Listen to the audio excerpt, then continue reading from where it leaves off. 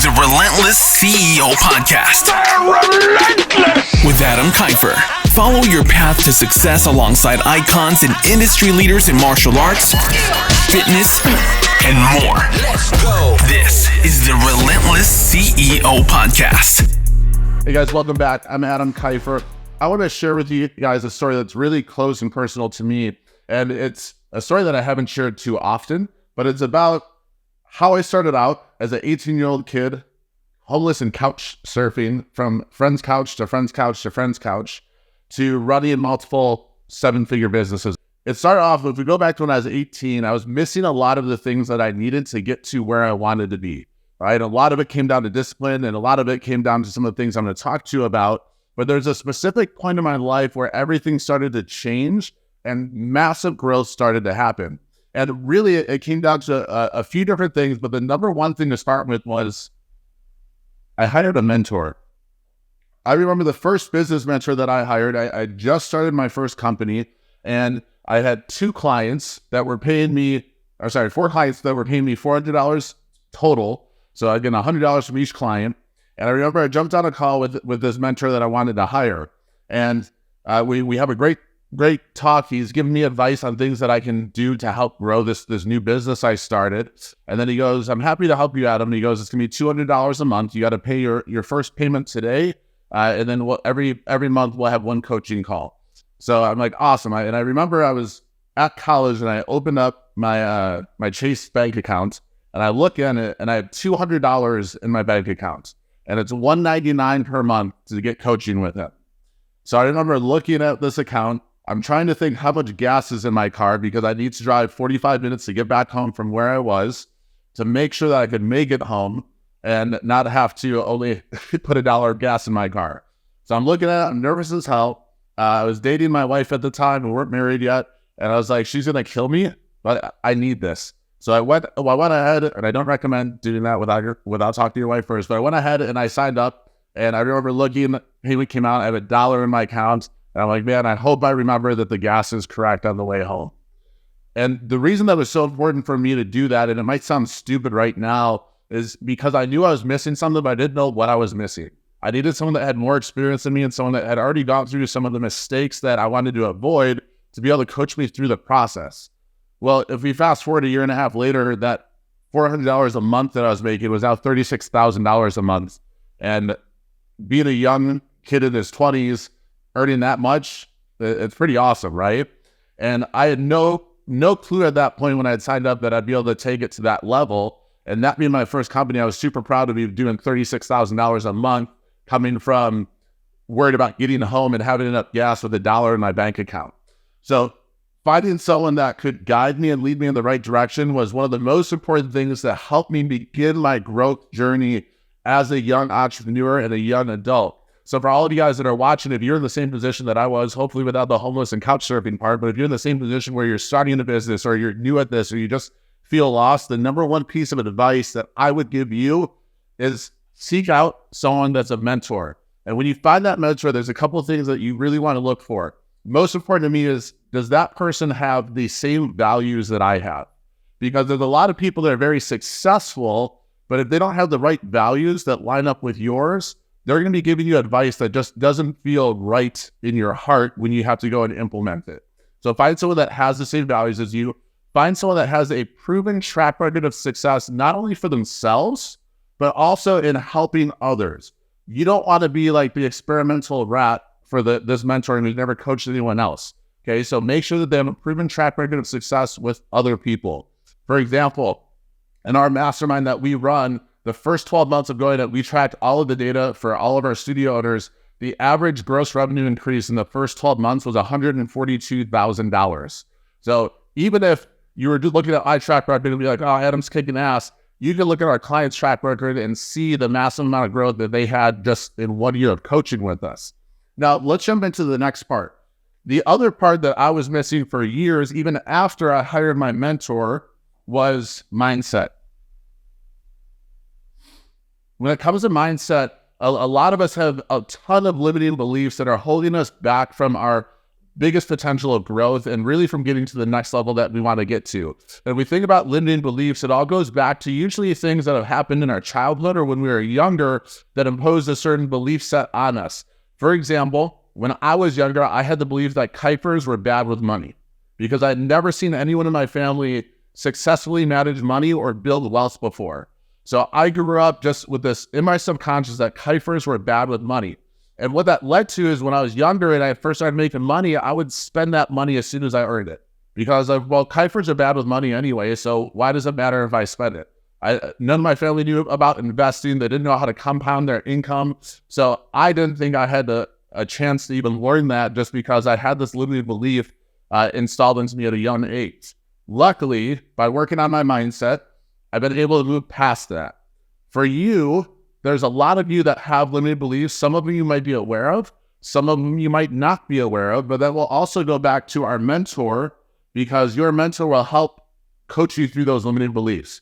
If you have a good mentor, they're going to tell you what you need to hear, not what you want to hear. Okay, and a lot of times those things that you need to hear are about the limited beliefs that you put on yourself that are stopping your growth. So mindset should be something that's being worked on daily in your life. For me, it comes in the form of meditation. It comes in the form of just talking to people way smarter than me with way more experience than me. Sometimes it comes from reading a book, listening to a podcast, audiobook, whatever it is. But for me, I have to constantly work on this. And I learned that there's really two types of mindsets through this growth period. You have your default mindset and what I call your CEO mindset. Your default mindset is what we're all innately born with, that's there to keep us safe. Our brain is programmed to keep us safe and avoid risk. Okay, but the problem with that is it keeps us comfortable. And you guys all know if we stay comfortable, we never grow. All the growth comes from being uncomfortable. So now we have to develop the CEO brain. So when your default brain is saying, hey, you know what, you're working too hard, you should probably take a break. That's when CEO brain has to come in and be like, no, motherfucker, we have some goals we're working towards. We're gonna start moving towards those goals. It's not time to rest. We don't rest in the middle. We rest at the end. And that CEO default brain has to jump in and kick the ass of that default brain every time it gives you those limiting beliefs or those limiting thoughts that want to keep you safe. And the more you can develop that strong inner voice and that CEO brain, the more you're going to be able to push through barriers and the more you're going to be able to stay in your uncomfort zone so that you can continue to grow and excel in your life and in business. The next part of this, which sort of aligns with mindset, is going to be ownership. Now, you follow Alex Hormozy, one of my favorite things he's ever said was when he was explaining the difference between poor people and wealthy people. He said there's one thing that separates both these groups, and it's something that I completely agree with, which is the ability to say that I fucked up. That's what separates them. People that are poor and people that are struggling with money and people that aren't growing and aren't expanding their skill set, they usually have a victim mentality where when something goes wrong, it's never their fault. It's the economy's fault. It's their boss's fault. It's whoever's fault, but it's never on them. And when I see that, all I see is people giving away power. I'm giving away my power to make change in my own life because I'm giving the blame to someone else. But when I start taking ownership, when I start always defaulting to that's on me, I need to do better, I've regained the power of the situation. Now I can actually make changes because I'm owning up to the problem in the first place. If we never take responsibility, if we never take ownership, you don't have power or control over anything in your life, which means you're also not going to be able to fix anything. You guys will know this as you start to become more successful and start really to step into the CEO role of your business. When something goes wrong in your business, it is always your fault as the CEO. It doesn't matter if an employee fucked up. It doesn't matter if something went wrong because your accountant messed up. At the end of the day, it is your business and you're in charge, which means it's your fault. And the other side of the coin is when your business is kicking ass and you guys are having wins, guess what? Those wins are your team's wins. They're not your win. Okay, your team gets that win. And it's something that takes a long time for especially young entrepreneurs to understand. But as soon as you can get really good at saying, I fucked up, or that was my mistake, you're going to start to see that you have a lot more control of the outcome and the results of your life and your business. Let's jump to the next one. There are skills that you don't have right now that you need to acquire to get to the next level. And for me, one of the best investments I've always made over and over again was investing in myself to learn new skills, whether it's doing it through courses, whether it's doing it through seminars, whether it's paying for a phone call just with someone so they can teach me what they're doing that I'm not doing. I've paid $1,200 for a 30-minute phone call with the top Google ad expert so I could see what they were doing different than what we were in our agency so that we could get better results for our clients. Last year alone, I spent about $160,000 going to masterminds, seminars, and events and sitting in rooms with people much smarter than me so that I could begin to level up and continue my growth trajectory. Now, some of you guys might be watching this, you're like, dude, normal person can't afford $160,000. Yeah, no shit. So what you need to do is you need to start small though. Okay, you start with the mentor. Once you have the mentor helping you in the right direction, then I encourage you guys to find a mastermind. Okay, find a group of successful people that are all growth focused that you can align with. And that way you're not only learning from the people running the mastermind, but you're also learning from the other people in that group. Okay, it's called a mastermind because it's everyone's minds coming together to help solve problems faster, create solutions in a more timely manner, and really just help everyone to rise together as a group. So that for me is one of the fastest ways that I've been able to develop and learn new skills, because instead of just reading a book, which I still love reading, I'm going straight to the source. Because a lot of the masterminds I'm in, there's authors of the books that I've been reading like as a young entrepreneur in the room with us. So I could just directly pick their brain and learn from them on how to gain that skill faster and how to level up faster. Okay, fifth one out of here. Dirty word, money. No, it's not a dirty word. Money is a tool, okay? A lot of times when, and I'll give you guys a little story here, when I really got focused on money and wanting to learn how to use money, how to get it to compound, how to budget, all of those things, I started to have people that I thought were my friends be like, oh, Adam's just all about the money now. Adam, you're just all about the money. That's all you care about. It's not all I care about. But I know if I want to pay my people better, if I want to hire more people, if I want to give more opportunities to the people on my team, I can't do it if I don't have any money. I can't make a large impact in our industry, can't make a large impact in our community with our martial arts schools if I don't have money to do it. Profit from your businesses is what is going to help to provide future opportunities. The only people I ever say, oh, I don't care about how much money we make. I don't care about money. I don't care about being rich. I don't care about being wealthy. The only people that ever say that are broke people. Wealthy people know that this is a tool that they can use to create a legacy and to create more opportunities. So if you are saying that, oh, I'm not in it for the money, I don't care about money, I don't care about being wealthy or rich, you have a limiting belief that is stopping you from seeing the opportunity that money can bring. Now, is money the end-all, be-all, most important thing? Absolutely not. Like your purpose and your vision and you feeling fulfilled is definitely more important than money, but I guarantee if you and I have the exact same skill set and I have $1 million and you have $10,000, who do you think will be able to make a bigger impact on the world right at that point, right? So money does matter. So for me, I explained earlier that when I was younger, I had this limiting belief about money that Kifers can't manage money. So I spent tons of time learning and studying the banking system, money, budgeting, investing, and I made a decision that I was going to be the one for the Kifer family. I was going to be the one to change the family tree forever, that I was going to be the first one to understand money, how to manage money, the first one to teach their kids how to manage and create wealth, and that way it could be passed on for generations through that. So for you, if you don't know where to start with money, start with Rich Dad Poor Dad. It is like the most understandable book on finance that you can read that's going to really start to expand your mind into thinking about what's typically taught in the education system about money compared to how wealthy people view money and how they use money. So start with Rich Dad Poor Dad and go from there. And just understand that if you know nothing about money, that was me 10 years ago. I knew nothing about money. I had to learn about it. I had to invest time into understanding how to properly use it as a tool, how to make sure that I'm not paying taxes every year, and all of those different things. But it starts off just a little bit at a time. You don't need to understand it all right away, but start the growth journey right now. Now, the last thing is probably one of the most important things on this board because it can have a direct influence on every other circle here. And that's surrounding yourself with allies, not friends, allies. There's a big difference here, okay? Your inner circle, the people around you, have direct purpose when it comes to affecting your mindset, affecting your money, affecting how you build skills, affecting ownership, and even sometimes affecting who you're learning from. Because if you let a toxic person into your inner circle, all of a sudden your mindset's going to start to deteriorate pretty quick because they're putting their limited beliefs on you. And as a result of that, guess what else starts to deteriorate? Your money. Okay, and then you stop focusing on building skills because you feel guilty because the friends in your inner circle are putting limiting beliefs on you.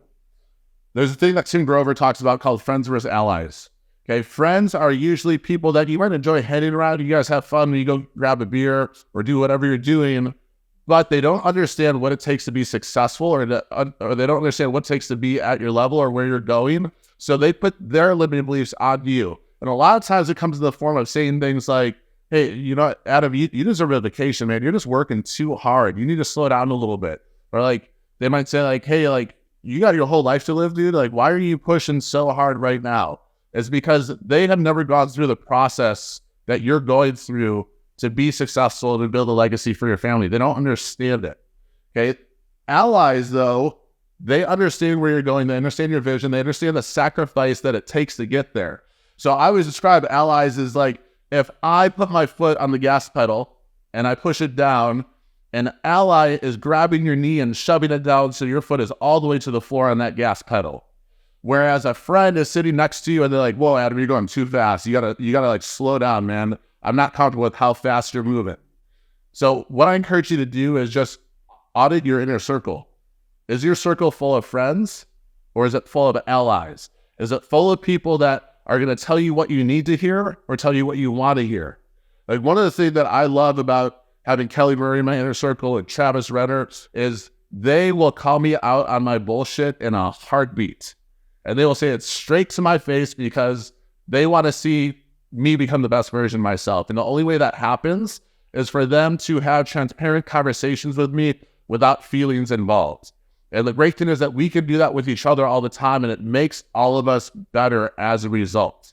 We're not worried about stepping on eggshells. We're not worried about hurting each other's feelings because we have an understanding that we all care about each other. We all want to see the best happen to each other. And in order for that to happen, there has to be transparent communication with that group. Now, Adam, what if I look at my inner circle and I see that I have some people that are dragging me down, that don't want me to succeed? Well, you got to have a hard conversation with those people. And if you look, just going through my social media and who has been in my circle over the years, you will see that it's ever changing because there's multiple points. Like I'll get to one point, I'll have my inner circle and everyone's allies, and then I start to excel and grow. And then all of a sudden there's someone left behind that wants to pull me back down. Adam, you're all about the money. Adam, you're working too hard. You don't make enough time to your friend, blah, blah, blah, whatever it is. And they're trying to pull me back down. Then I have to have a hard conversation with that person and then leave them. And then we continue to grow. I had a mentor tell me once that the people that got you to where you are now aren't necessarily the people that are going to get you to where you need to go. And that is so true. Okay, there's going to be people as you grow and become more successful that just want to be along for the ride. And that's all they want to do. Okay, those aren't allies. Okay, those I would put in the friend category. Allies want to grow with you. Allies want to be on the front lines of war, on the front lines of battle, running with you side by side. Those are allies. Okay, if it's time to go to war and all of a sudden your allies start splintering off and be like, no, I'm good, you do your thing, and start giving you excuses and limiting beliefs, man, you don't have allies around you. You got to find those allies. So I encourage you guys to really spend some time focusing on this. And one of the best things you can do that I've done multiple times in my life is you create your Dream 5 list, okay? So you just take a piece of paper, and I want you to write down your Dream 5, the 5 allies that you want to have in your life, and it could be anybody, right? So I put some people on my first Dream 5 that I had never even met yet. Maybe I just followed them on social, or I read their book, and I really wanted to get them into my inner circle. And by putting them on that list, it made my actions intentional to connect with them more, to make sure that I build a relationship with them so that I could have these amazing people as part of my inner circle. So for you guys, create that Dream 5, write it down, put it somewhere where you're going to see it every single day, and then make active steps at actually making that Dream 5 a reality. For me, if it's someone I don't know, I usually will follow them on social. I'll start engaging with all of their posts and commenting on all their posts. Then I will add value to them first. So good example is we got Tim Grover to come speak at our summit last year. I messaged him a long ass time ago to see if he would speak at one of our events, and I got no response. Then I started following him on social. I started, engaging with all of his posts. And then Winning came out, and I bought 200 copies of Winning. I took a picture of me opening the box, and I put it on social, and I tagged Tim Grover, and I got a response. I added value to him first to start that relationship. So that way we could start having communication about him coming out to speak at our event. For you guys, I see a lot of people, and I get DMs constantly with people just pitching me on helping them or pitching me on paying for their service or whatever it is, and they skip over the value giving process. There's no value giving process whatsoever. So make sure if you have someone in your vibe, figure a way to add value to their life first. So that way you can start to build a trusted relationship with that person. So remember, guys, everything goes back to this at the end of the day. But we've given you the same roadmap that worked for me. And I encourage you guys to start on this journey for yourself. If you need any help doing it, let us know in the comments. And I'll be happy to help with you, even if it means jumping on a call. Continue to follow this page, guys. Like and subscribe. Share more. We're unstoppable. To the top, we about to go. That CEO, I need to know the impact we about to grow. Competition comical. Straight A1, we on the road. Money focus for the goal. Tell them what they need to know.